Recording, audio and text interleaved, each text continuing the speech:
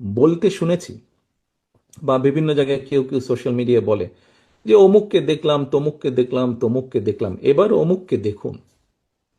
যাদের কথা বলে অমুককে দেখুন, প্রিয় সহকর্মীবৃন্দ, তাদেরকে তো দেশের মানুষ 1971 সালেই দেখেছে।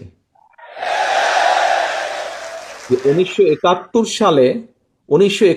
সালে তারা তাদের নিজেদের স্বার্থ রক্ষার্থে কিভাবে লক্ষ লক্ষ মানুষকে হত্যা করেছে, ঠিক যেভাবে পতিত স্বৈরাচার পালিয়ে যাওয়ার আগে হাজারো হাজারো মানুষকে হত্যা করেছিল ক্ষমতা ধরে রাখার জন্য। এই যাদেরকে কেউ কেউ বলে যে একবার দেখুন না এদেরকে, তাদেরকে দেশের মানুষ 71 সালেই দেখেছে নিজেদের রাজনৈতিক স্বার্থ রক্ষার্থে লক্ষ লক্ষ মানুষকে শুধু হত্যাই করেনি, তাদের সহকর্মীরা কিভাবে মা বোনদের ইজ্জত পর্যন্ত লুট করেছিল। এই কথাটি আমাদেরকে মনে রাখতে হবে।